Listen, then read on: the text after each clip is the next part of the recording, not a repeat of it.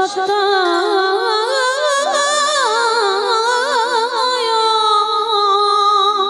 জগন্নাথ সুতয় জগন্নাথ সুতায় সগোত্রায় সভিত্রায় সকলত্রায়তে নমো নমস্তে সকল ত্রয়তে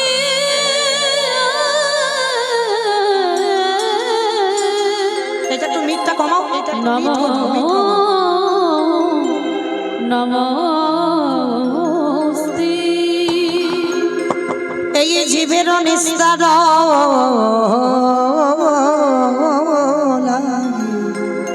নিস্তার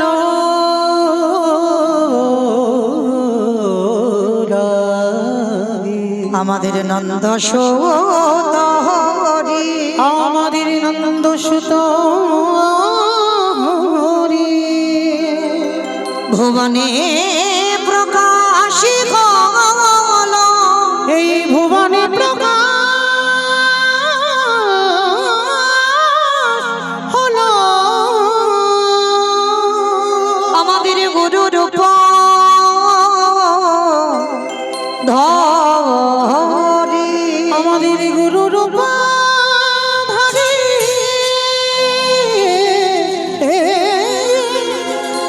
আমাদের গুরু রূপ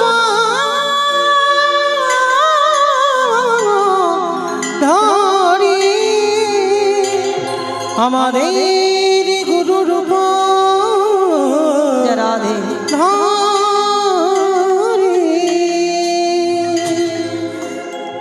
জনিতাই জয় রাধেশ্যাম জয় জগন্নাথ জয় মহাপ্রভু হরে কৃষ্ণ জয় রাধেশ্যাম সমবেত শুধু কৃষ্ণ অনুরাগী গৌর অনুরাগী মাতৃমণ্ডলী পিতৃমণ্ডলী আহুত অনাহুত ভাগত এই গ্রামবাসী বৃন্দ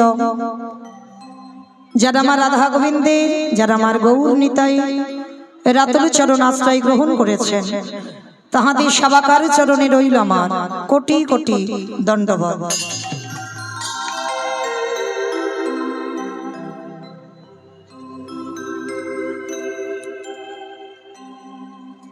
তারপরে জানাই এখানে যত সাধুগুরু ব্রাহ্মণ বৈষ্ণব আছেন তাহাদের পাদ পদ্মে রইল আমার কোটি কোটি দণ্ডবত। তারপরে জানাই মাগো আমি আমার পিতামাতার চরণে আমার শিক্ষাগুরু দীক্ষাগুরুর চরণে অনন্ত কোটি কোটি দণ্ডবত প্রণাম। তারপরে যাদের কথা না বললে বাবা সব থেকে বড় ভুল হবে, সব থেকে বড় অপরাধ হবে। আজকের এই যে বাবা আমাদের অস্তি রাস উৎসব রাধা গোবিন্দ মন্দির প্রাঙ্গণে এত সুন্দর হরিবাসরটা সাজিয়েছে কয়েকদিন ব্যাপী, যাদের উদ্যোগে যাদের ঐক্রান্তিক প্রচেষ্টায় আজকের মহতী নাম যজ্ঞানুষ্ঠান আমার মতো অধম কীর্তনীয় মৌমিতা ঘোষ আমি আমার সম্প্রদায়ের তরফ থেকে সর্বাগ্রে যাদের উদ্যোগে কীর্তন যাদের প্রচেষ্টায় কীর্তন তাদের চরণে জানালাম কোটি কোটি দণ্ডবত প্রণাম।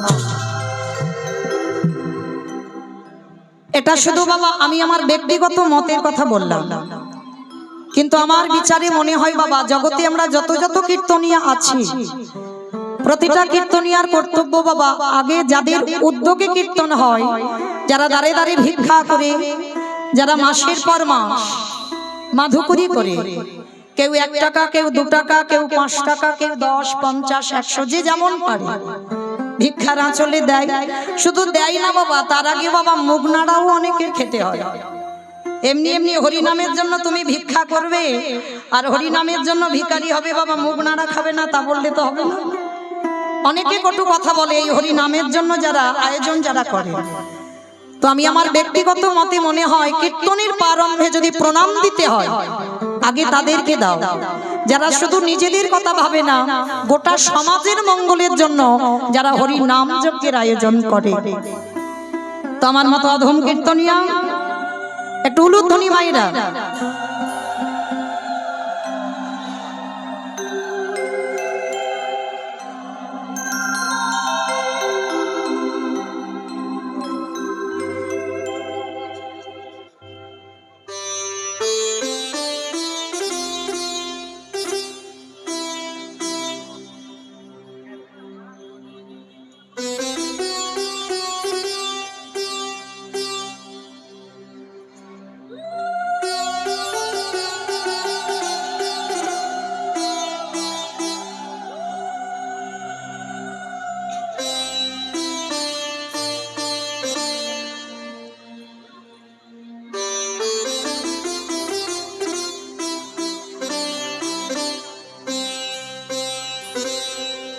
নিতাই গৌর কৃষ্ণ প্রেমানন্দে হরি বল হরি বল হরি বল। তাহলে কীর্তনের প্রারম্ভে বাবা আগে যদি প্রণাম দিতে হয় তাদেরকে দাও যারা মাধু করি করি হরি নামের আয়োজন করে। কেন? এই যে কীর্তনের প্রারম্ভে বাবা মানে কীর্তনের শুরুতে আগে যাদের উদ্যোগে কীর্তন তাদেরকে প্রণাম দিলাম কেন? তার একটাই মাত্র কারণ, তারা জেনেছে, তারা বুঝেছে বাবা এটা কলিযুগ। আর এই কলিযুগে যাগযজ্ঞ নয়, ব্রত পূজা নয়, ধ্যান তপস্যা নয়, এই কলির মানুষের মুক্তির পথ হবে একটাই। চৈতন্য মহাপ্রভু বললেন কেউ যদি ধ্যান তপস্যা না করে তাতে অসুবিধা হবে না, কেউ যদি যজ্ঞ অনুষ্ঠান না করে তাতে অসুবিধা হবে না, কেউ যদি বাবা পুজো অর্চনা না করে, করলে ভালো, তুমি যদি না করো তাতে খুব একটা অসুবিধা হবে না। কিন্তু কলির মানুষকে একটাই পদ অবলম্বন করতে হবে, সেটা কি? হরিরি নাম হরিরি নাম হরিরি নামাইব কেবলম কালো নাস্তে বা নাস্তে বা নাস্তে বা গতির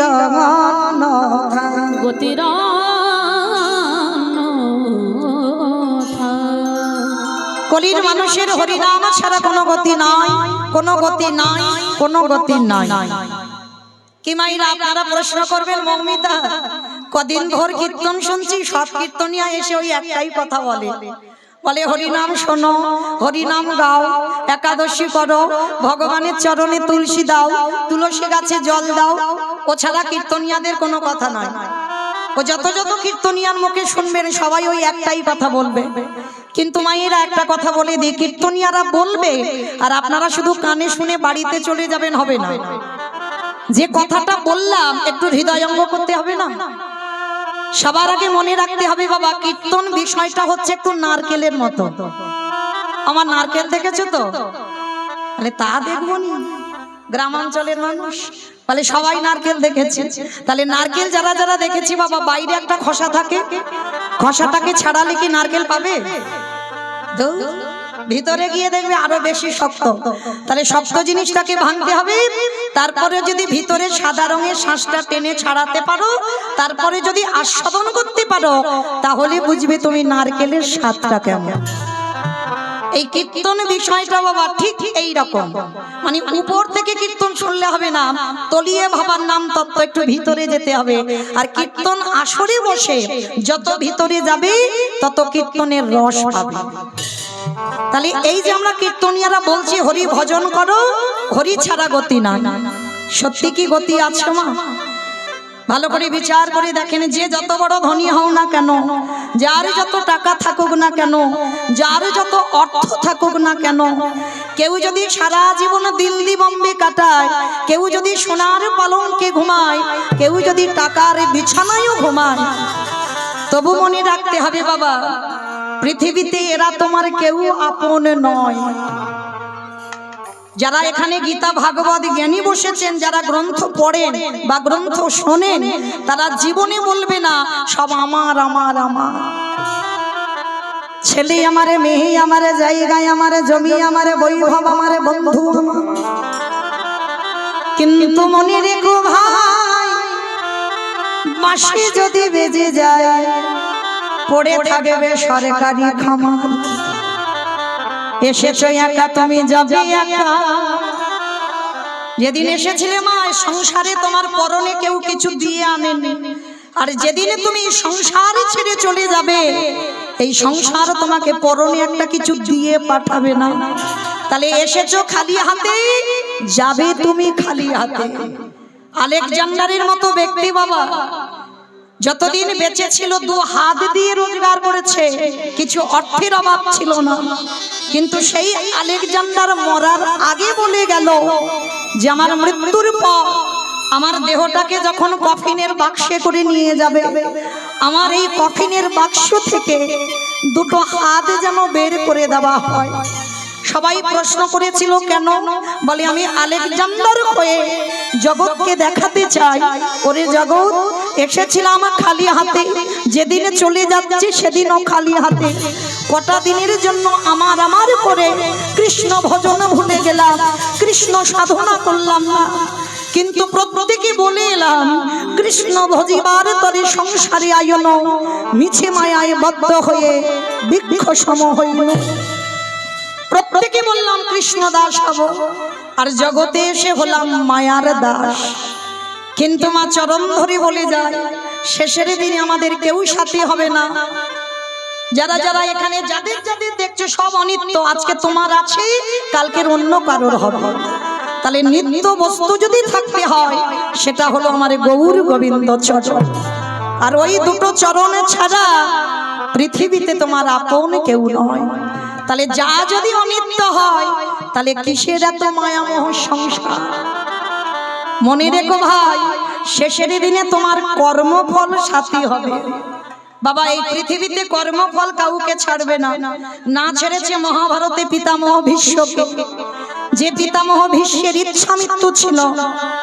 ভালো করে ভেবে দেখেন, যারা মহাভারত জ্ঞানী, যারা রামায়ণ পড়েন, মহাভারত পড়েন, ভীষ্মের মতো ব্যক্তি 58টা দিন সরসজ্জায়, একটা দুটো দিন নয়। তাহলে যে ভীষ্ম সারা জীবন ব্রহ্মচর্য পালন করলো, সংসারের থেকেও সংসারের কাদা গায়ে লাগেনি, নিজে সংসার করেনি, কিন্তু বাবা কাঁধে কোলে পিঠে করে ছেলে পুলেদের মানুষ করলো। সেই পিতামহ ভীষ্ম 58টা দিন সরসজ্জায় পড়েছিল। ছেড়েছে বাবা কর্মফল? ছাড়েনি। তাহলে আপনারাই বিচার করে দেখেন, ত্রেতা যুগে রঘুপতি রামচন্দ্রকে সরযূ নদীর জলে প্রাণ ত্যাগ করতে হলো। ভগবান কৃষ্ণচন্দ্রকে 125 বছর বয়সে জরা ব্যাধির তীরে দেহ ত্যাগ করতে হলো। আমার চৈতন্য মহাপ্রভুকে 48 বছর বয়সে দেহ সম্বরণ করতে হলো। তাহলে এই জগতে সংসারী বাবা ভগবানকে কর্ম ছাড়েনি, আর আপনারা আমরা তো তুচ্ছ, আমাদের ছেড়ে দেবে মনে করেছো? তাহলে শেষের দিনে আমাদের কর্ম যাবে। কতদিন তুমি ধর্ম কাজে যুক্ত আছো, কতদিন তুমি সাধু সঙ্গ করলে, কতদিন গুরু চরণ আশ্রয় করলে, কতদিন যাবত তুমি একাদশীর উপবাস করছো, কতদিন তুমি ওই সনাতন ধর্মের মানুষ হয়ে সনাতন ধর্মটাকে বজায় রাখতে চেয়েছো। এই ভালো ভালো কর্ম আমাদের সাথে যাবে। তবে মা আমি মৌমিতা, আমার একটা গ্যারান্টি আছে, আর একজন আমাদের সাথী হবে। তবে জানি না আপনাদের হুস্তি এলাকায় নিয়ম আছে কিনা, তবে আমার আধারমানিকে নিয়ম আছে। রাধে কি জানো তো, মানুষের মৃত্যুর পর সাথে কিছু দাও বা না দাও, দুটো জিনিস ভাড়া করতে হয়। বলো তো দুটো জিনিস কি? এক হলো খোল আর এক হলো করতাল। আর পিছনে দেহটাকে নিয়ে যখন বের করবে বলবে না বলো হরি হরি বল, বলো হরি হরি বল। কি গো মা তোমাদের এলাকায় হয় তো? এখানেও হয়। তাহলে এই জায়গাটাই বিচার করে দেখেন, লাখ লাখ টাকা খরচা করে দুর্গা পূজা হলো, লাখ লাখ টাকা খরচা করে কালী পুজো হলো, লক্ষ্মী পূজা হলো, এত এত পূজা অর্চনা করে বাবা, পূজা ভালো হয়। আর যেদিন বিসর্জন হয় ধুমধাড়াক্কা ডিজে বাজনা, মানে এমন ডিজে বাজনা বাজে বাবা, এমন ডিজে বাজবে বাবা যেন হার্ট ব্লক হয়ে যাবে, এমন নাচানাচি হয়। তাহলে এইগুলো চেতনা বাবা, তাহলে সেটাও তো মা। তাহলে মাকে যখন জলে ফেলতে যাচ্ছ,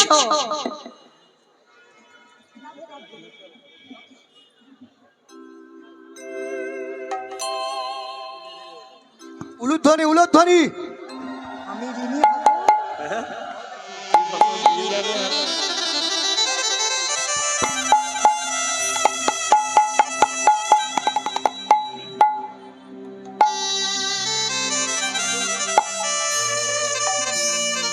নিতাই গৌর কৃষ্ণ প্রেমানন্দী হরি বল হরি বল হরি বল।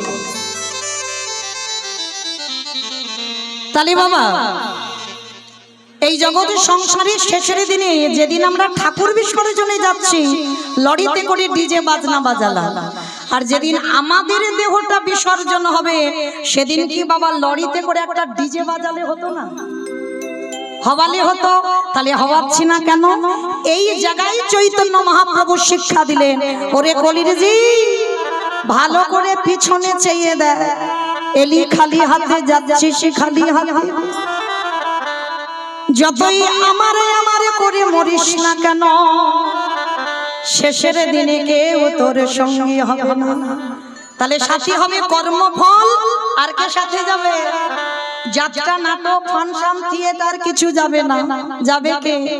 এই হরি নামে যাবে।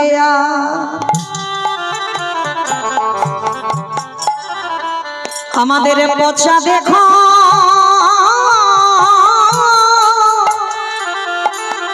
দেখো যাবে যেদিন তুমি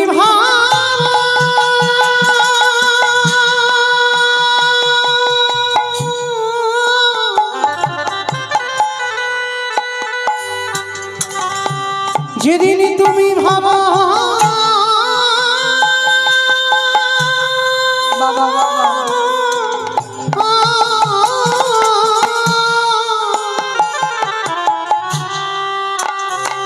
যেদিন তুমি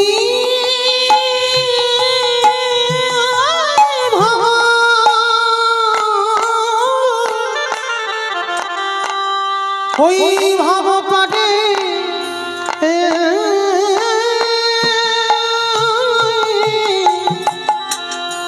পড়ে যাবে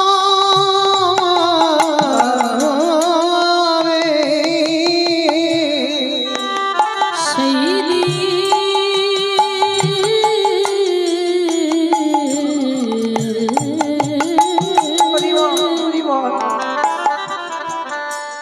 সেই দিনে নামে যাবে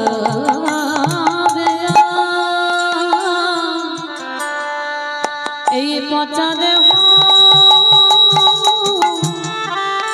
ও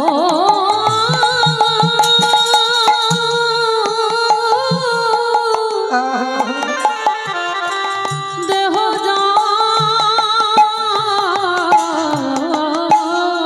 আস্তে। তাহলে চলেন আজকের আমরা সবাই যাব শ্রীধাম নদিয়া নবদ্বীপ ধাম। কি মাইরা নদিয়াতে না গেলে বাবা কীর্তন হবে না।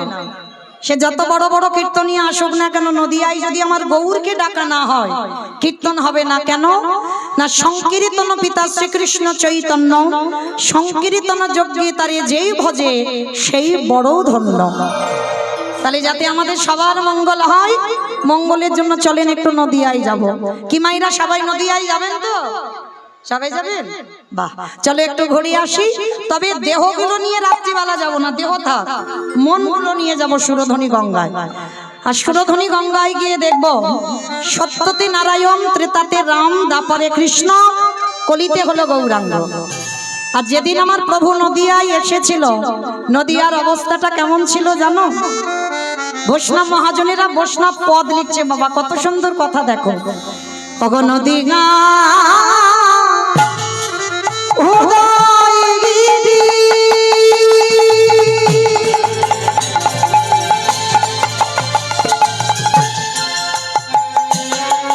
ওই পূর্ণ চন্দ্র গৌর ঘাটি ওই নদীরা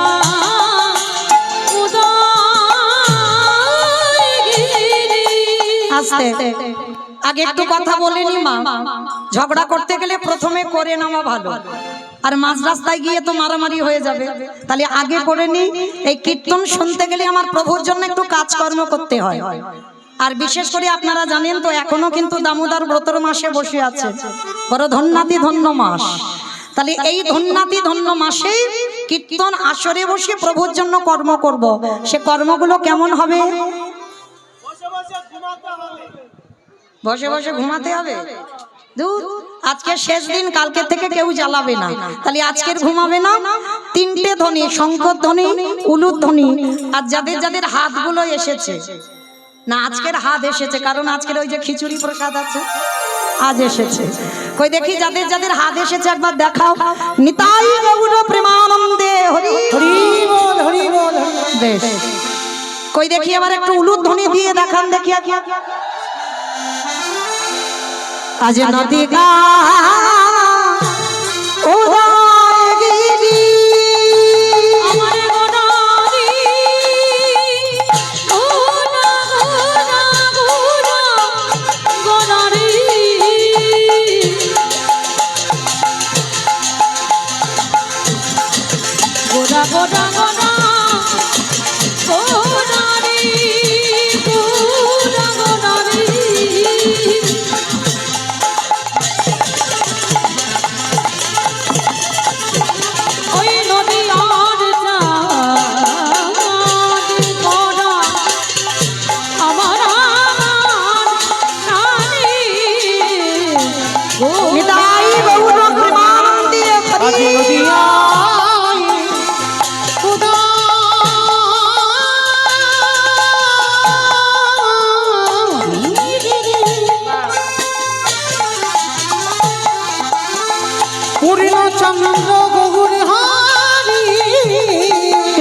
করি হইল উদাস।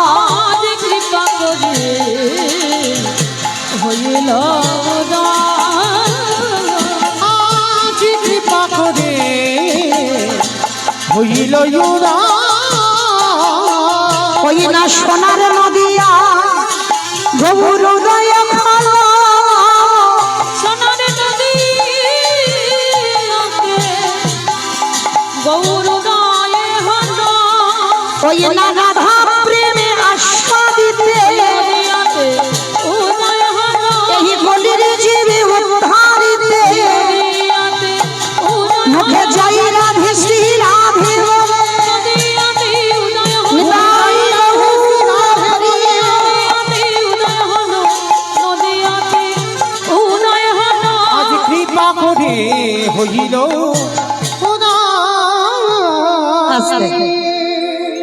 মাইরা এবার কথা হবে না, এবার একটু আমি কথা বলবো, আপনারা মন প্রাণ দিয়ে শ্রবণ করবেন কেমন।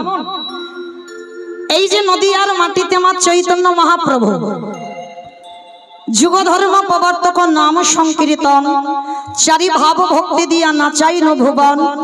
আপনি ভক্ত ভাব করি অঙ্গীকার, আপনি না করলে ধর্মজীবের শিখানো না যায়, আপনি আচরি ধর্মজীবের শিখায়। এই তো সিদ্ধান্ত গীতা ভাগবতে গায়, এই মতো কলিকালে প্রথম সন্ধ্যায় অবতীর্ণ হলেন কৃষ্ণ আপনি নদিয়ার। নিতাই গৌর হরি বল হরি হরি বল হরি বল ভগবান জগৎকে বোঝাতে চাইলো, নিজে কিন্তু ভক্ত হয়েছে মা চৈতন্য মহাপ্রভু। ভগবান হয়ে কিন্তু নদিয়ায় আসেনি, ভক্ত হয়ে নদিয়ায় এলো। আর ভক্ত হয়ে নদিয়ায় এসে নিজে ভক্ত হয়ে সমাজকে শেখালো, ওরে কলির জীব, আমি বিশ্বের স্রষ্টা মালিক ভগবান হয়ে আমি যে কর্ম করছি তোরা আমাকে দেখে শেখ। এই চৈতন্য মহাপ্রভুর বাবা শেষ সময়টা কোথায় ছিল জানো?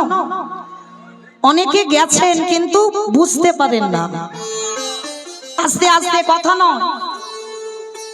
যে জায়গাটা ছিল বাবা জগন্নাথ ধাম শ্রীক্ষেত্র লীলাচল। আচ্ছা বয়েরা একবার হাত তুলে দেখান তো কতজন জগন্নাথ ধাম পুরী ধাম গেছেন? ওরে বাবা, মানে সবাই মোটামুটি চলে গেলাম। আচ্ছা কতজন গম্ভীরা দর্শন করেছেন একবার হাতটা তুলে দেখান। বেশ। আচ্ছা কতজন সিদ্ধ বকুল দর্শন করেছেন একবার দেখান। আর কতজন সমুদ্রে ঢেউ খেয়েছেন একবার দেখান। হ্যাঁ দেখেছো তো, এই হচ্ছে সমাজ। পুরী ধামে গেলাম আমরা, এতজন ভক্ত হাত তুললাম। সমুদ্রে পাল্টি খেলাম বাবা, ওখানে 4 দিন যদি থাকি কম করে 3 দিন পাল্টি খেয়েছি। আর লক্ষ্য করেন এদিকে গম্ভীরা চিনলাম না, এদিকে সিদ্ধ বকুল চিনলাম না। অনেকে হরিদাস ঠাকুরের সমাধিটা দেখেছে, কিন্তু হয়তো দেখেছ মনে রাখতে পারো। কিন্তু এটাই বাবা আমরা কলির জ্ঞান অন্ধ। যে জায়গাগুলো বড় মূল্যবান, যে জায়গাগুলো পরশ করলে আমাদের মতো মনুষ্য জীবন ধন্য হয়ে যায়, সেই জায়গাগুলোই আমরা পদধূলা দিতে চাই না বাবা। এই যে মহাপ্রভু অন্তিম সময় মানে শেষ সময় যেখানে কাটাতো, যে জায়গাটার নাম হচ্ছে গম্ভীরা, আর ওখানের মানুষরা বলে রাধাকান্ত মঠ। এই রাধাকান্ত মঠের পাশেই আছে বাবা সিদ্ধ বকুল। দেখবেন একটা বকুল গাছ, এখনো গিয়ে দেখবেন পৃথিবী যতদিন থাকবে ততদিন গিয়ে দেখতে পাবে এই সিদ্ধ বকুল গাছ। দেখবে মা গোড়াতে কোনো মাটি নেই, কোনো মাটি নেই, কিন্তু এখনো নতুন করে আবার গাছের ডালপালা জন্মায়, আবার নতুন করে গাছটা যেন বেঁচে ওঠে। কি করে হয়? যে গাছের কোনো গোড়াতে মাটি থাকে না, যে গাছের ভিতরে বাবা কোনো শস্য জাতীয় কোনো বস্তু থাকে না, সে কি করে বাঁচে? কিন্তু আগে তো আমাদের জানতে হবে ওই সিদ্ধ বকুলটার জন্মটা কিভাবে হয়েছে। তারপরে তো এই সিদ্ধ বকুলের জন্ম যেমন তেমন ভাবে হয়নি বাবা। এই পৃথিবীর মাটিতে সব থেকে নাম জপ বেশি করতো বাবা নামাচার্য হরিদাস ঠাকুর। ওনার মতো নাম জপ কেউ করতে পারেনি, কোনোদিন করতে পারেনি। বড় মূল্যবান কথা মা, একটু মন প্রাণ দিয়ে আস্বাদন করবেন কেমন? এই যে হরিদাস ঠাকুর প্রতিনিয়ত যেখানে সিদ্ধ বকুল গাছ আছে, তখন বকুল গাছের জন্ম হয়নি, বকুল গাছে জন্মাবার আগে হরিদাস ঠাকুর প্রতিনিয়ত ওখানে বসে বসে নাম জপ করত। আর ভক্ত কাকে বলে জানো? শিখে না। এই হরিদাস ঠাকুর এই আঠা মাখিয়ে রুটি বানিয়ে তারপরে সেকে খাবে না। হরিদাস ঠাকুর এমনই একজন ভক্ত ছিল, মনে মনে ভাবতো গৌর হরি সেই তো ওই আঠাটা গিয়ে পেটেতে গলে যাবে, তাহলে কিসের জন্য আমি এত পরিশ্রম করে আমাকে রুটি বানাতে হবে? তার থেকে যদি আমি গ্লাসে আঠাটা গুলে খেয়ে নিই তাতে তো আমার সময় নষ্ট হবে না, আর ততক্ষণে তো আমার নাম জপটা হবে। ভাবতে পারছেন মা? রুটি বানাতে টাইম লাগবে, নাম জপের সংখ্যা কমে যাবে, ওই জন্য গ্লাসে করে আঠা গুলে রোজ খেয়ে নেয়। একদিন আমার ভগবানের অন্তরে বড় ব্যথা লাগলো, ভক্ত আমার নাম জপ করবার জন্য রুটি বানাচ্ছে না, শুধুমাত্র গ্লাসে আঠা গুলে খেয়ে নেয়। এত বড় ভক্ত আমার। যাই, মহাপ্রভু গম্ভীরা থেকে এসে হরিদাসকে হৃদয়ে নিয়ে বলছে, হরিদাস শোনো, তুমি এই যে প্রতিদিন এইভাবে নাম জপ করো, তোমার খাওয়া ঠিক হয় না। শোনো, আজকে থেকে তোমার খাবারের চিন্তা করতে হবে না, আজকে থেকে তোমার খাবারের চিন্তা আমি করব। ও হে গৌর হরি, এই জগতের সংসার মাঝে আমার মতো পাপী, আমার মতো অধম হে জগতে আর কেহ না। গৌর হরি, তুমি আমার জন্য খাবার দেবে প্রতিদিন? বলে হ্যাঁ, যে আমাকে চায় তারে আমি চাই, যে আমারে না চাই আমি তারে না চাই। এই জগতের সংসারের মাঝে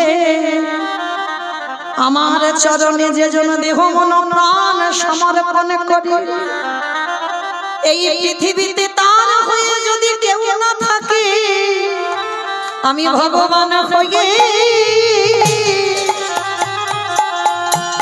তার হয়ে যাব। যে জনে কৃষ্ণ বলে হরি বল, হরি বল, হরি বল।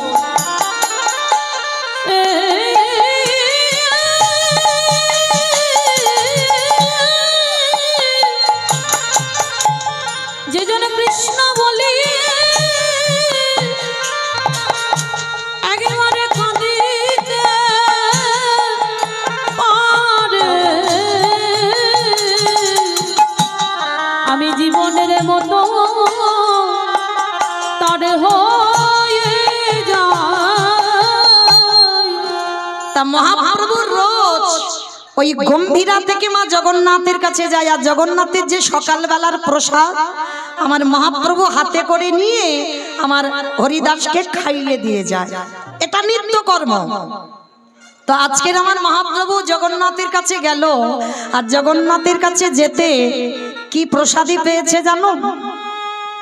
জগন্নাথ ওই বকুল গাছের কাঠি দিয়ে দাঁতন করে, প্রতিদিন বকুল গাছের কাঠি দিয়ে দাঁত মাজে জগন্নাথ। আর আজকে সকালবেলা আমার মহাপ্রভুর হাতে ওই বকুল গাছের কাঠিটা পড়েছে। মহাপ্রভু বকুল গাছের কাঠিটা নিয়ে ভাবে,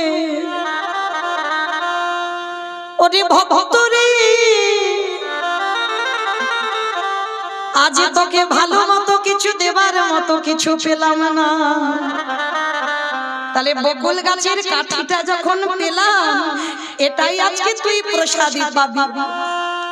মহাপ্রভু এসে হরিদাসকে বলছে, হরিদাস এইদিকে এসো। প্রভু আমায় ডাকছিলে? শোনো হরিদাস, আজকের আমার জগন্নাথ তোমার জন্য প্রসাদী দিয়েছে। বলে প্রভু কি দিয়েছে দেখি একবার। যেই না হাতে করে নিয়েছে না, দেখে না বাবা একটা বকুল গাছের কাঠি।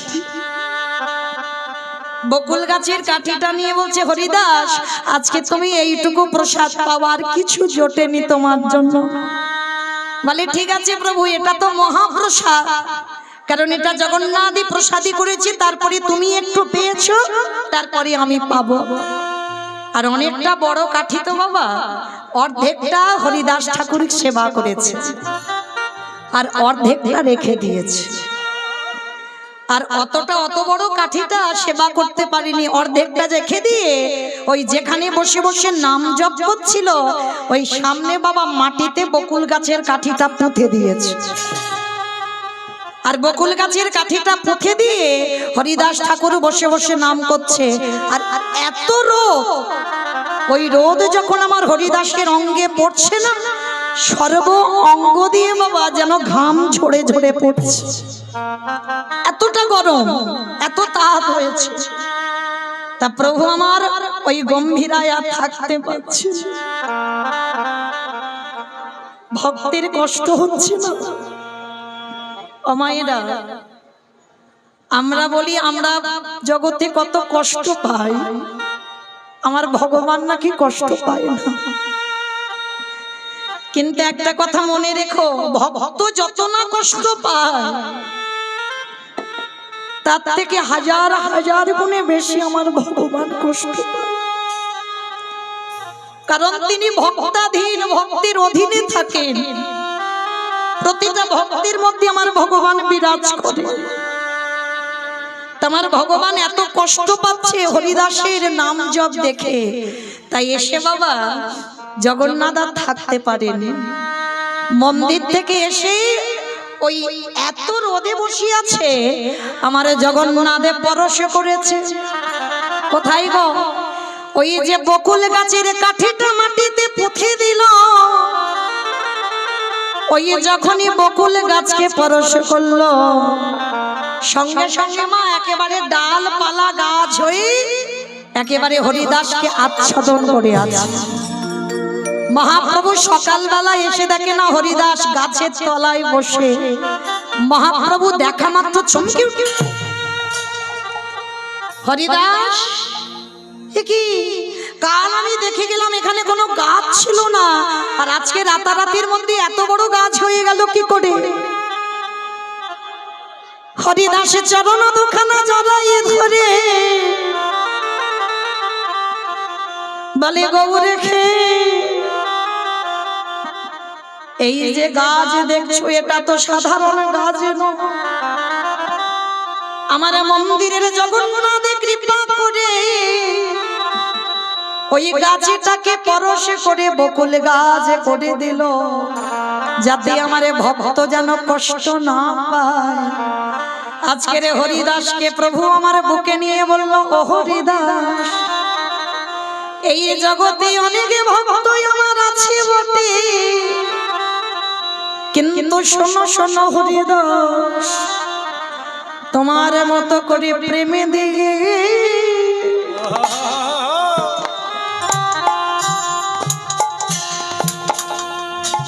প্রেমে দিয়ে আমায় কেহ না কে না, সবাই মন্ত্রে তন্ত্রে তাই বললাম প্রেমা। হরি বল হরি বল।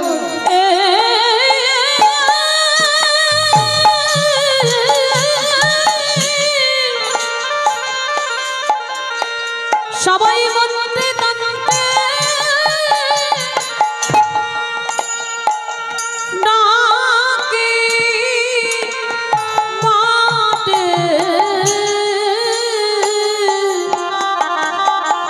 কিন্তু তোর মতো এমন প্রেম দিয়ে না কেউ ডাকে না, সেই হরিদাসের যখন যাবার সময় হলো, হরিদাস বললেন গৌর খেয়ে ইমান আমায় তুমি বিদায় দাও, চিরজনমের মতো তোমার চরণে ছেড়ে আমি যেতে চাই। আস্তে ও মায়েরা, যদি ভগবানকে কোনোদিন ভালোবাসো, এইভাবে ভালোবাসো, তুমি ভগবানকে ছেড়ে চলে যাবে, কিন্তু আমার ভগবান কোনোদিন ভক্তকে ছেড়ে যায়। আর যদি কোনোদিন ভগবানের কাছে কিছু চাইবার থাকে, আমি অধম বাবা, আমি ভজনেরও কিছু বুঝি না, যদি কোনোদিন কিছু চাইবার থাকে ভগবানের কাছে,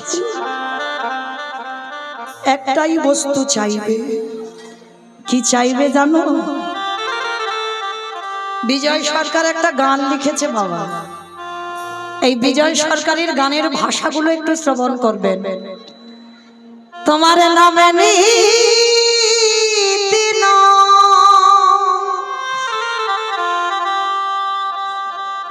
নয়ন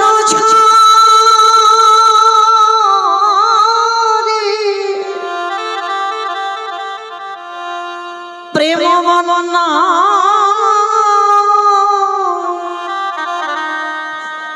ভেসে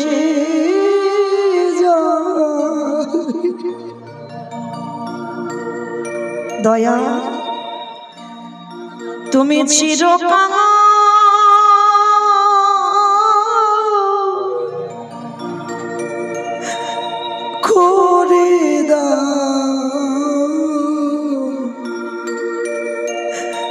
করে দাও ধরা,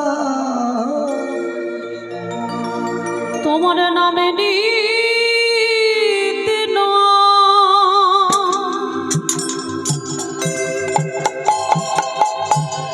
নয়ন ঝরে।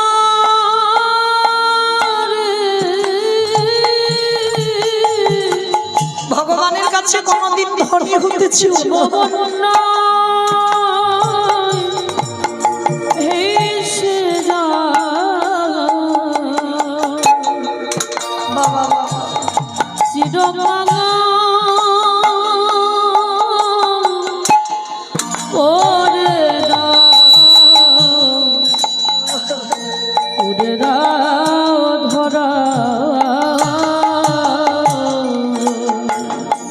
মায়েরা। এই ভাষাটা একটু শ্রবণ করবেন, বিজয় সরকার কি বলছে। আবার যদি আসি দয়া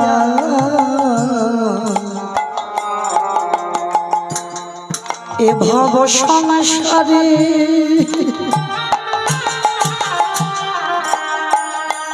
যেন কৃষ্ণ ভক্ত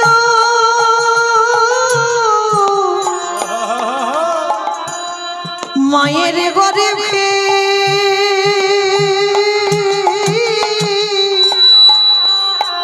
জনম দিও মোরে। আবার যদি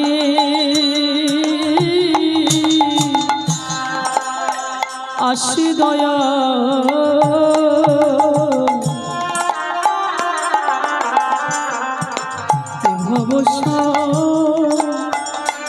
সারে,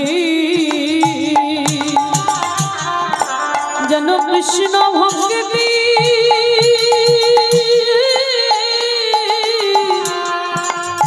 মায়ের ঘরে জনম দিও মোরে। অগমছি হয়ে দয়া নামে সুচি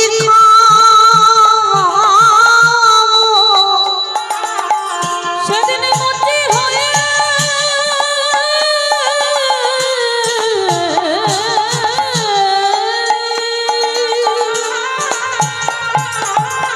দয়াল মুচি হয়ে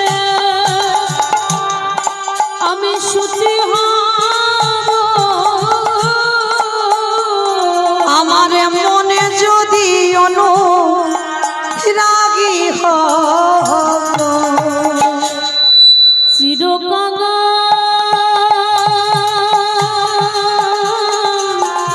করে দাও নিতাই গৌর প্রেমানন্দে হরি বল হরি বল হরি বল। ধরা আস্তে তাহলে মায়েরা ভগবানের কাছে যদি কোনোদিন কিছু চাইতে হয় ভগবানের কাছে এটাই চেয়েও যে সারা জীবন যেন আমি কাঙালি হতে পারি। ও মায়েরা মনে রেখো, একটা নারী পারে তার সংসারটা পরিবর্তন করতে, একটা পুরুষ নয়। সংসার সুখের হয় পুরুষের গুণে। পুরুষের গুণে, রমণীর গুণে। এটা আমার কথা নয়, এটা ক্ষণর বচন, তাই না? সংসার সুখের হয় রমণীর গুণে। কিন্তু মা একটা কথা বলি, এই যে রমণীর গুণ, এই নারীর কথা বলতে গিয়ে একটা কথা মনে পড়ে গেল, একটু মন দিয়ে শুনবে। একটা মেয়ে না জন্মাবার আগে থেকে মাতৃজঠরে থাকা থেকে বাবা তারা প্রসাদ পায়। আর প্রসাদ ভোজি মানে বোঝো তো মা, ভগবানকে নিবেদন করে প্রসাদ পায়। তা মেয়েটা যখন জন্মালো মামার আদর করে তার নাম রেখেছিল শক্তমা। মেয়েটার নাম রেখেছিল শক্তমা।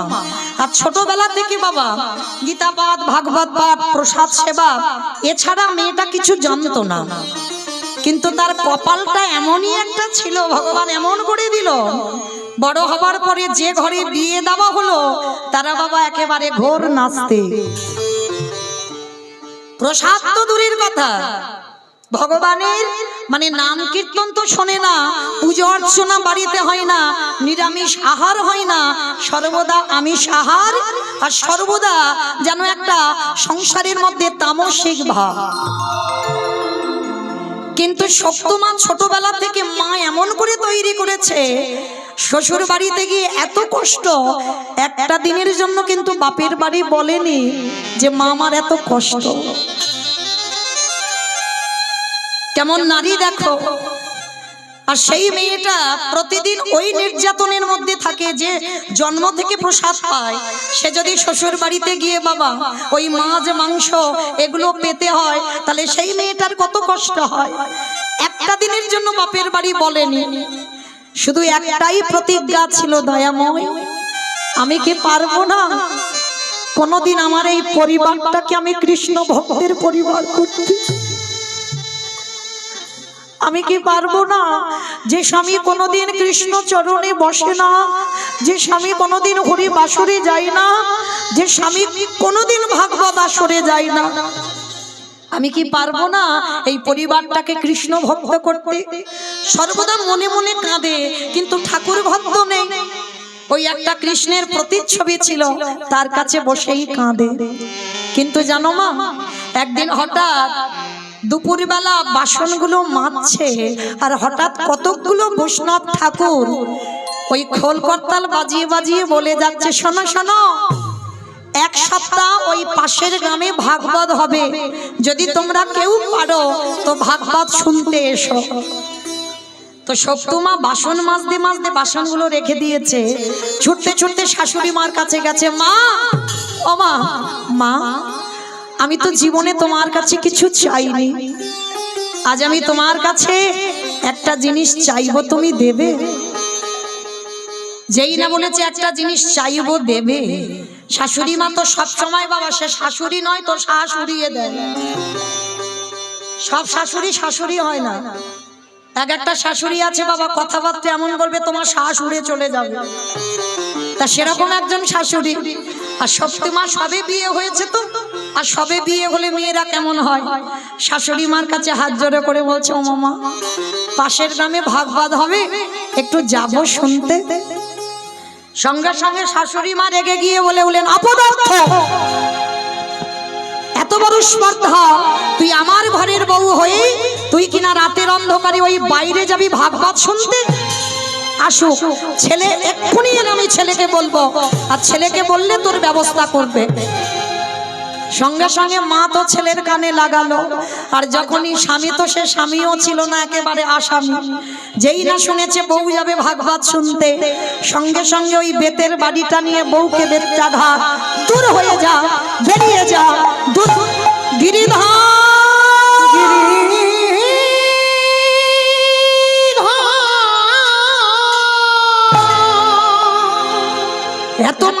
দেখেছে মেয়েটার সর্বঙ্গ দিয়ে রক্ত ঝরছে,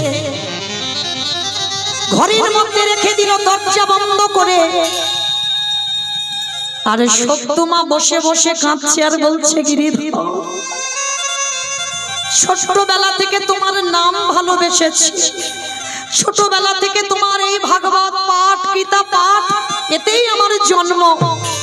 কিন্তু এমন ঘরে তুমি আমার সংসার করিয়ে দিলে যে বাড়িতে কৃষ্ণ নাম বলা যায় না, কৃষ্ণ নাম শোনাও যায় না।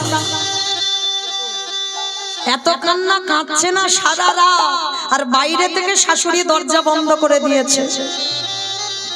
ও মায়েরা, ডাকার মতো যদি ডাকা যায় সে কি থাকতে পারে মন্দিরে? পাথর রূপে ত্যাগ করে দিয়ে শাশুড়ি মার রূপ ধারণ করেছে আমার গিরিধর। আর শাশুড়ি মার রূপ ধারণ করে দরজা বাইরে থেকে খুলে আজ সত্যমার কাছে গিয়ে বলছে, বৌমা, বৌমা। চমকে উঠেছে, কে কি আমায় এমন করে বৌমা বৌমা বলে ডাকলো? বৌমা। সর্বাঙ্গে আমার ভগবান শাশুড়ি হয়েছে, ওটা কিন্তু শাশুড়ি নয়, ভগবান শাশুড়ির রূপ ধরে এসেছে। সর্বাঙ্গে হাত বুলিয়ে দিল। পরশমণি পাথরের নাম শুনেছ মা? লোহাতে ঠেকালে লোহা সোনা হয়ে যায়। আর আমার গোবিন্দ পরশমণির থেকে আরো মূল্যবান। কোন ভক্তির অঙ্গ যদি পরশ করে, তার অঙ্গটা সোনার থেকে আরো দামি হয়ে যায়। যেই না সত্যমার অঙ্গে হাতটা দিয়েছি ভগবান শাশুড়ি সেজে, সব জ্বালা যেন নিমিষে জুড়িয়ে গেল। মা, ও মা, এইবার শাশুড়ি হয়ে বৌমার মাথায় হাত দিয়ে বলছে, বৌমা, আমার ছেলের দ্বারা মার খাইয়েছি, বড় ব্যথা লেগেছে বাবা, কাঁদিস না, কাঁদিস না।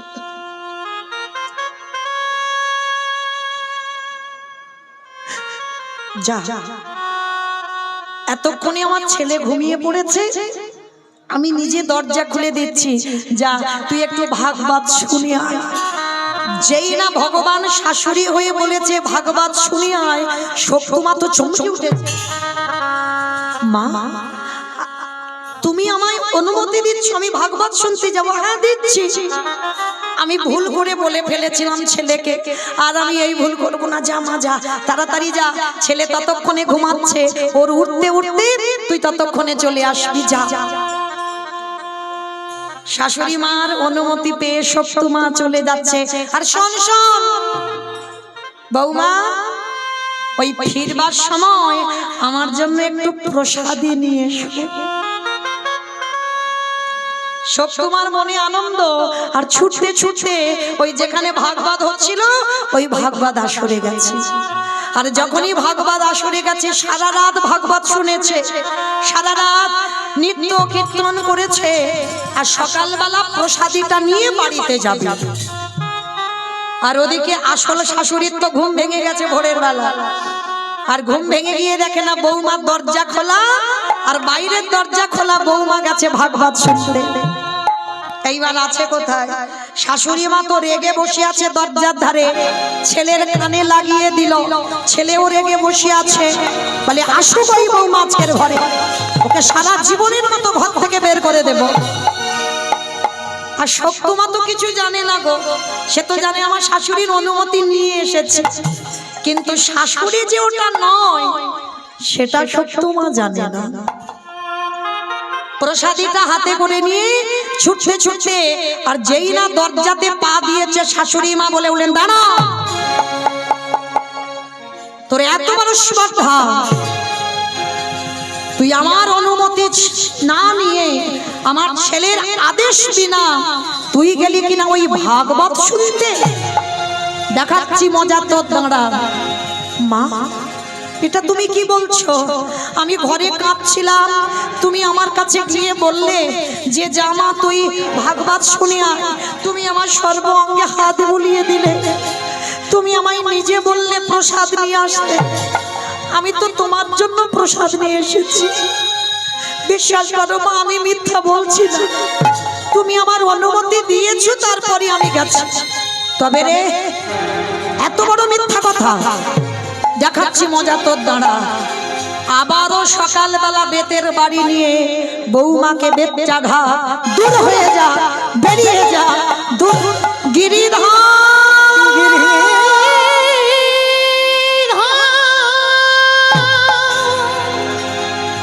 একেবারে দেখো, ওকে বের করে দে, দেখো বের করে দে।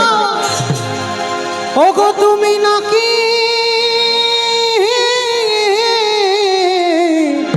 ভক্তে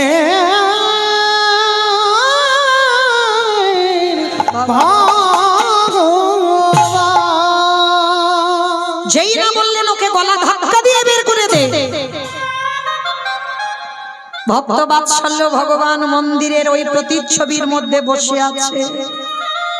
কে বলেছে গো চিত্রপটে ভগবান থাকে না? শক্তমাকে এতবার মারল, সর্ব অঙ্গ দিয়ে রক্ত ঝরছে। গিরিধর, তোমারে ভালোবাসলে যে এত কষ্ট পেতে হয় যদি জানতাম, আমি কোনোদিন তোমায় ভালোবাসতাম না। এত মারা মারলো। এই বাসি বাসি কাপড় পরে আছে, কাচবে কে? এঠো বাসন পরে আছে, মাজবে কে? ঘর বাড়ি পরিষ্কার করবে কে? ওদিকে আমার ভগবান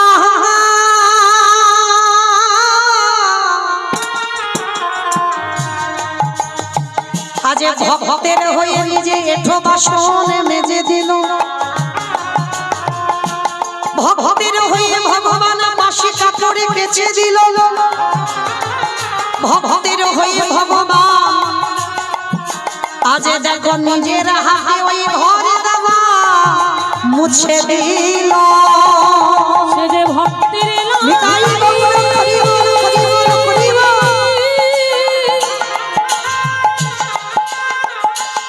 ভক্তের লাগে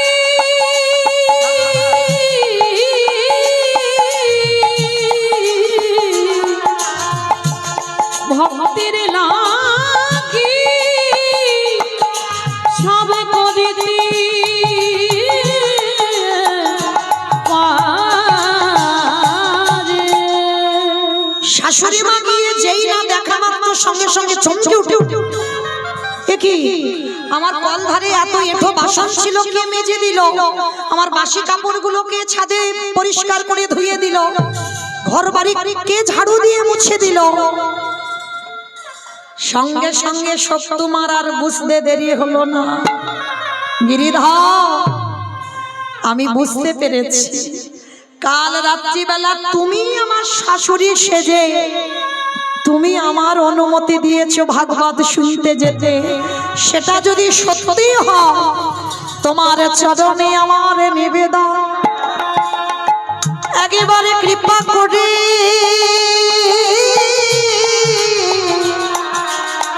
একেবারে করুণা করে তুমি আমার দর্শন দাও হে। ওহে গিরি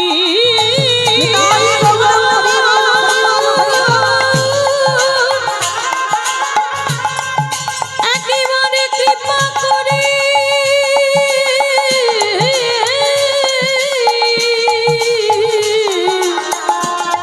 আমায় দর্শন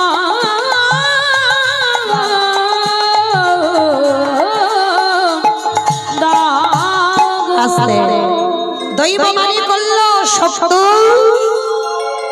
আজ আমি যাব তোর পাশে।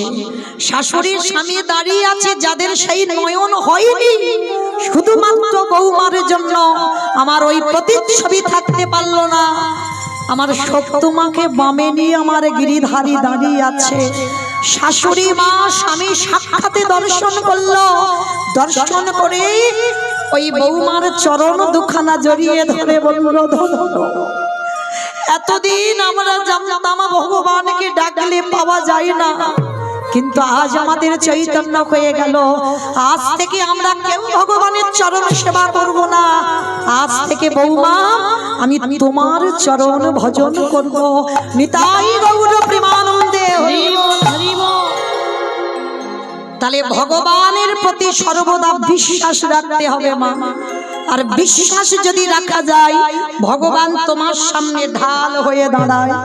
যদি বলো তার প্রমাণ আছে, কুরুক্ষেত্রের মাঠে বাবা যখন ওই গান্ধারীর একটা একটা করে সন্তান প্রাণ হারাচ্ছে, কথাগুলো বলছিল কে? সঞ্জয় দিব্য নয়নে দর্শন করে অন্ধ ধৃতরাষ্ট্রকে বর্ণনা করেছিল। ভালো করে এই জায়গাটা শুনবেন, বিশ্বাসটা কেমন বস্তু হয়। ভগবানকে ডাকলে পাওয়া যায় না? যায়। আজকে যখনই একটা একটা করে ছেলের মৃত্যু খবর পাচ্ছে অন্ধ ধৃতরাষ্ট্র, আর অন্ধ ধৃতরাষ্ট্র চোখে দেখতে পাই না, কিন্তু বাবা হৃদয়টা জ্বলে যাচ্ছে। কেন? একটা একটা করে ছেলের মৃত্যু খবর যখন পাচ্ছে, দুর্যোধন উরুভঙ্গ হয়েছে, দুঃশাসনের বক্ষ চিরে রক্ত পান করেছে ভীম, ওই একটা একটা কথা শুনছে আর সর্ব অঙ্গটা যেন আগুনের মতো জ্বলে যাচ্ছে। এত ক্রোধ এসে গেল অন্ধ ধৃতরাষ্ট্রে, রেগে গিয়ে ডাক দিয়েছিল, বিদুর বিদুর যাও, এক্ষুনি তুমি আমার কাছে আমার ভীমকে ডেকে পাঠাও। যেই না বিদুরকে খবর দিয়েছে, বিদুর গিয়ে খবর দিল, সঙ্গে সঙ্গে বাবা পঞ্চ পাণ্ডব এসে হাজির। শুধু ভীম একা নয়, প্রথমে যুধিষ্ঠির মহারাজ যখনই এসেছে, চোখে তো দেখতে পায় না ধৃতরাষ্ট্র, সর্বাঙ্গে হাত বুলিয়ে দেখছে এ তো ভীম নয়, কিন্তু সে তো ভীমকে খুঁজে বেড়াচ্ছে, ভীম কই? তো ভীম যখন পাশে দাঁড়িয়ে আছে, যুধিষ্ঠির বলছে, জেঠু আমি এসেছি। বলে, তোমাকে তুমি ডাকিনি, আমার ভীমকে এক্ষুনি চাই। কেন বাবা এরকম করে বলছে? ভিতরে তো আগুন জ্বলছে, ওই যে 100টা ছেলে মরেছে, সেই আগুন এত জ্বলছে, সেইটা সহ্য করতে পারছে না। তা যেই না ভীম পাশে ছিল, এবার ভীম আসবে, সঙ্গে সঙ্গে ভক্ত বাৎসল্য ভগবান, যেই না ভীমই আমার ধৃতরাষ্ট্রের কাছে যেতে যাবে, আমার ভগবান হাতে দিয়ে সরিয়ে দিয়ে আর একটা নতুন ভীমকে দাঁড় করিয়েছে। আর যেই না ভীমকে দাঁড় করিয়েছে, ভীম কি করেছে? দাঁড়িয়েছে তো বটে, অন্ধ তো, ওই ধৃতরাষ্ট্র দেখতে পাচ্ছে না, দুটো হাত দিয়ে ভীমকে জড়াইয়ে ধরেছে। আর এমন জড়িয়ে ধরেছে বাবা, সে ধুলোর মতো গুঁড়ো হয়ে গেছে। আর যেই না ধুলোর মতো গুঁড়ো হয়ে গেল, সঙ্গে সঙ্গে অন্ধ ধৃতরাষ্ট্র কাঁদছে। কেন কাঁদছে? এটাই বাস্তব বাবা। দেখবেন কোন কোন সময়, রাধে একটা কথা বলি মা, আমার ভক্ত চরণে একটা নিবেদন। আপনারা জানেন আজকের আমাদের শেষ রজনী, প্রসাদেরও ব্যবস্থা আছেন, প্রত্যেকে প্রসাদ পাবেন, দূর দূরান্ত থেকে ভক্তরা যারা এসেছেন সবাই প্রসাদ পাবেন। কিন্তু তার আগে আমার দাদা ভাইদের হয়ে, বাবাদের হয়ে আপনাদের কাছে একটা নিবেদন। আমার ভাইরা, দাদা ভাইরা আপনাদের কাছে যাবেন, যার যেমন সামর্থ্য আছে, যার যেমন ক্ষমতা আছে। আমি জানি কয়েকদিন ব্যাপী কীর্তন হচ্ছে বাবা, অসম্ভব, কিন্তু এই রকম কীর্তন মুর্শিদাবাদ, নদিয়া, বাংলাদেশ, মালদহ জেলায় হয়, যেটা আমাদের উস্তির এলাকায় এই রাধা গোবিন্দ মন্দিরে হয়, যে প্রতিদিন এই রকম কীর্তন।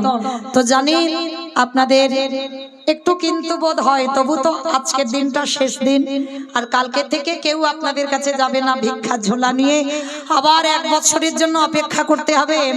আর এই 1 বছরের মধ্যে কে থাকবে আর কে যাবে এটা তো বলা যায় না। তাই আমার কমিটি দাদা ভাইরা আপনাদের কাছে যাবেন, আর তাদের হয়ে আপনাদের কাছে নিবেদন, প্রত্যেকে কিছু না কিছু, যতজন ভক্ত আছেন, যারা খাওয়া দাওয়া করে চলে গেল তাদের কথা বাদ দাও, ওরা তো আসেনি কীর্তন শুনতে, ওরা একটু দেখতে এসেছে আর একটু খেতে এসেছে। তো যাই হোক, যারা চলে গেছে তাদের বাদ দিলাম, যে কজন আছেন আপনাদের কাছে নিবেদন, আপনাদের কাছে যাবেন আমার ভাইরা, দাদা ভাইরা, যার যেমন ক্ষমতা আছে আপনারা একটু ওদের আঁচলে দেবেন। একটা কথা মনে রাখবেন, ব্যাংকে টাকা রাখলে নমিনও রাখতে হয়, আর এখানে তো নমিনও রাখতে হয় না। 1 টাকা দিলে সেটা তোমার, কিন্তু ওই 1 টাকার বদলে ভগবান যে কত কত লাখ টাকা তোমায় পৌঁছে দেবে সেটা কল্পনাও করা যাবে না। কারণ এরা পেটে খাওয়ার জন্য নেয়নি, ধর্ম কাজের জন্য নিয়েছে, ভগবত সেবার জন্য। তাই প্রত্যেকের কাছে এই দামোদর মাসে, সেই তো দামোদর মাসের আমাদের শেষ, তো যেহেতু আমাদের প্রত্যেকের নিয়ম কিছু না কিছু করা, একটু সাধুগুরু বৈষ্ণব সেবা দেওয়া, সবাই যদি পেরে নাম উঠি সবার কাছে নিবেদন, আমার ভাইরা যাচ্ছেন প্রত্যেকে কিছু না কিছু ওদের আঁচলে দেবেন। নিতাই গৌর প্রেমানন্দে হরি বল হরি বল। তো মাইরা যারা যারা দেবেন দেখবেন যেন একটু ঝনঝন আওয়াজটা না হয়, কেমন একটু বেশি বেশি দিও।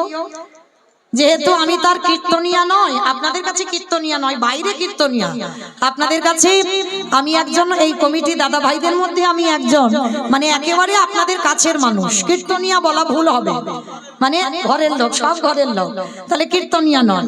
তাহলে চলো প্রত্যেকে দেবেন, কিন্তু কেমন, যদি অল্প কিছু হয় সবাই দেবেন। নিতাই গৌর কৃষ্ণ প্রেমানন্দে হরি বল হরি বল। তো মায়েরা দেখবেন কোন কোন ব্যক্তি আছে কিছু অন্যায় করবার পর মনে মনে অনুতপ্ত হয়। কি বাবা ভুল বললাম? অনুতপ্ত হয় না? কোন ব্যক্তি দেখবেন রাগের বশে ক্রোধে একটা অন্যায় করে ফেললো, আর সেই অন্যায় করবার পর পরে কিন্তু ভুলটা বুঝতে পারে, আর ভুলটা বুঝতে পেরে নিজে অনুতপ্ত হয়। তো আজকে লক্ষ্য করেন অন্ধ ধৃতরাষ্ট্রের তেমন দশা, যেই নেই আজকের ভীমকে একেবারে হৃদয়ে ধরে যখনই ধুলোর মতো গুঁড়ো করে দিল, অন্ধ ধৃতরাষ্ট্র নয়ন জলে বুকু ভাসায় বলে, কৃষ্ণ রে আমি অন্যায় করেছি, আমি ভুল করেছি, আমি বুঝতে পারিনি, আমি রাগের মাথায়, আমি যখন শুনলাম আমার 100টা ছেলে একটা একটা করে মারা যাচ্ছে, তখনই আমি রাগের মাথায় সংকল্প নিয়েছিলাম যে নিজের হাতেই আমি ওই ভীমকে বধ করব। আমারে ভগবান মৃদু হেসে বললেন, জেঠু গো, এই জগতের সংসার মাঝে কার মনের ভিতরে কি চলছে এটা জগতে কেউ জানে না, ওটাই আমি ছাড়া আর কেউ বোঝে না। ও জেঠু, কে বলেছে তোমায় তুমি ভীমকে মেরেছ? কখনো তুমি মারোনি। না কৃষ্ণ, আমি নিজের হাতে ওকে বুকে চেপে ধরে মেরেছি। বলে দূর, ভীমকে মারোনি। দেখবে এইবার আসলে ভীমকে এনে দাঁড় করিয়েছে। সর্বঙ্গে যখন হাত বুলিয়ে দেখলো সত্যিকারের ভীম দাঁড়িয়ে আছে, অন্ধ ধৃতরাষ্ট্রকে দিয়ে বলল, কৃষ্ণ রে আজ আমি জেনে গেলাম তুই সত্যিকারের ভক্তের ভগবান। কিরে? বলে জেঠু, তুমি ভাবলে কি করে কৃষ্ণ ভক্তকে নিধন করা যায়? এই জগতে যার সঙ্গে কৃষ্ণ রয় তার কি কোনোদিন অপমৃত্যু হয়? পারবে না, তুমি কৃষ্ণ ভক্তকে নিধন করতে পারবে না। কৃষ্ণ তুই কি করে জানলি? বলে আমি জানবো না? তুমি মনে মনে যখনই সংকল্প করলে আমি আগে থেকে জানতে পেরে গেছি তুমি আজকের ভীমকে বধ করবে। জেঠু ওই জন্য আগে থেকে আমি একটা লোহার ভীম বানিয়ে রেখেছিলাম, আর আমি জানতাম তুমি ক্রোধ সামলাতে পারবে না, ওই রাগে তুমি ভীমকে হত্যা করবে, ওই জন্য তোমার সামনে আমি লোহার ভীম দাঁড় করিয়েছি। এইবারে ধৃতরাষ্ট্র কাঁদে আরে বলে, কৃষ্ণ রে তোর কাছে আমার নিবেদন রইল। কি নিবেদন? কৃষ্ণ একটা জিনিস তোর কাছে চাইবো, তুই দিবি। কি চাও? জেঠু ক্ষণকালের জন্য, ক্ষণ সময়ের জন্য তুই আমার দৃষ্টি শক্তিটা ফিরাইয়ে দে। ও তুমি পৃথিবীর আলো দেখবে না? পৃথিবীর আলো দেখবো না, কৃষ্ণ রে তুই যে আমার পঞ্চ পাণ্ডবদের সঙ্গে রইলি, তোর ভুবন মঙ্গল ভুবন রূপখানা আমি একবার নয়ন ভরে দেখতে চাই। জেঠু তুমি ওই রূপ দেখবার জন্য তুমি দৃষ্টি চাইছো, যেই না করুণার হাত বোলাই দিল, সঙ্গে সঙ্গে দৃষ্টি শক্তি ফিরে পেল। আর যেই না দৃষ্টি পেল সঙ্গে সঙ্গে বলছে কৃষ্ণ আর একটা জিনিস আবার, এই তো তুমি চোখ চাইলে চোখ দিলাম, আবার কি চাও? বলে আর একটা জিনিস। কি চাও বলো? দে দে আমায় অন্ধ করে দে দে। আমি আর তো নয় নিতাই গৌর হরি বল, হরি বল। আর তো নয়ন চাহি না রে, দে দে অন্ধ করে দে রে। যেই না বলেছে আমায় অন্ধ করে দে, কৃষ্ণ বলছে জেঠু তুমি অন্ধ হবে কেন? ওরে কৃষ্ণ রে, এই জগতের সংসারের মাঝে যে জনে একবার কৃষ্ণ রূপে দেখে ফেলে তারা তো বাচ্চা জগতের আর কিছু দেখতে ভালো লাগে না। তাই তোর রূপে যখন আমি দেখে ফেললাম, ওরে কৃষ্ণ জীবনের শেষ সময় কালে তোর রূপ দর্শন করে গান্ধারীকে সঙ্গে নিয়ে আমি এই রাজত্ব ত্যাগ করে আমি বনবাসী হতে চাই। নিতাই গৌর হরি বল, হরি বল। তাহলে মায়েরা আপনারা দেখেন আমার সেই চৈতন্য মহাপ্রভু জগৎবাসীকে শিক্ষা দিলেন, ওরে জগৎ ভগবানের চরণে যদি বিশ্বাস রাখা যায় অবশ্যই ভগবত কৃপা লাভ হয়। তাই তো চৈতন্য মহাপ্রভু কেহ বলে পুরবেতে রাবণ বধিলা, কেহ বলে পুরবিতি আমার উলু কই, কেহ বলে পুরবেতে রাবণ বধিলা, কেহ বলে পুরবেতে আমার গোনারি গোনা গোনা গোনা গোনারি।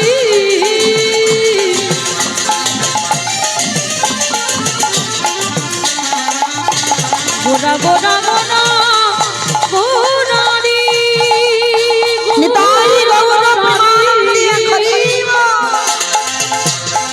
ওই নদিয়ার প্রাণে গোরা আমার আমার প্রাণে গোরা। কেহ বলে পুরাণেতে রাবণ বধিলা, আবার গোলকের বৈভব লীলা প্রকাশ করিলা, ওই গোলকের বৈভব লীলা প্রকাশ করিলা, ওই গোলকের বৈভব লীলা প্রকাশ করিলা।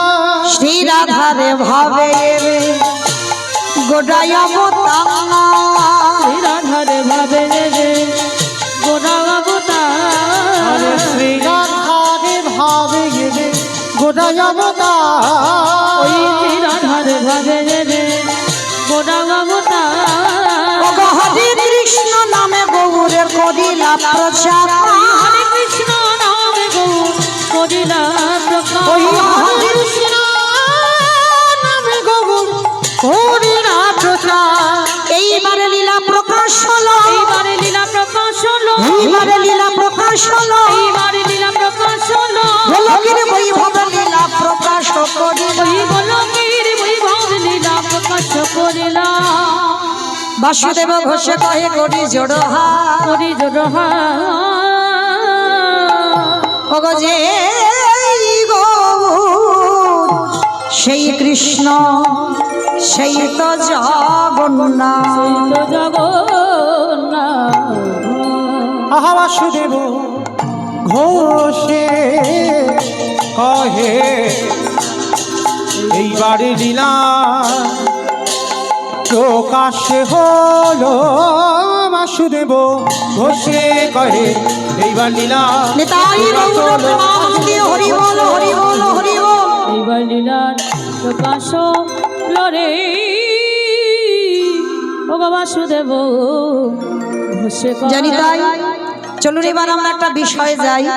এতক্ষণ আশ্রয়ে ছিলাম, তা আশ্রয়ে যখন ছিলাম একবার দেখি সবাই হাত দুটো তুলে বলো তো, গৌর সুন্দরী কি, নবদ্বীপ ধাম কি, সচির নন্দন কি, বিষ্ণুপ্রিয়া কি, ধ্বনিটা হলো কি? ও এটাও জয়, বললাম ধ্বনিটা হলো কি, এটা নাকি জয়? এটা জয় নয়, একটু প্রেম সে জয় দিতে হবে। এত জোরে জয় দাও, কত দূর যাবে? শিরাকল চল যাবে। শিরাকল? আমার শিরাকল যাবে? আরো দূরে যাবে? আদারমানিক টপকাবে না? ওইটুকু যাবে? আচ্ছা আদারমানিকে গেলেই হবে। আচ্ছা দেখি সবাই যাদের যাদের হাত দুটো এসেছে কই একবার তোলো দেখি আমার নিতাই চাঁদ গৌর চাঁদের মতো। সবাই এদিকে আমার দাদা ভাই ভাইয়েরা যারা যারা দাঁড়িয়ে আছো, তারা বসতে আসেনি, তারা দাঁড়াতে এসেছে। হরি বল সবাই, রাধে।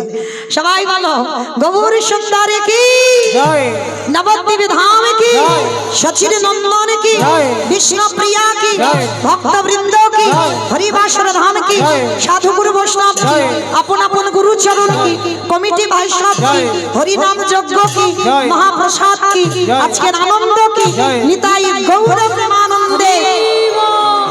বেশ বাবা, আমি এখানে গাইবো কি? চারদিকে দেখেছো কি গাইবো? আমার মাথায় আসে না। যদি এত কীর্তনিয়া এত সম্প্রদায় থাকে, গাওয়া সম্ভব?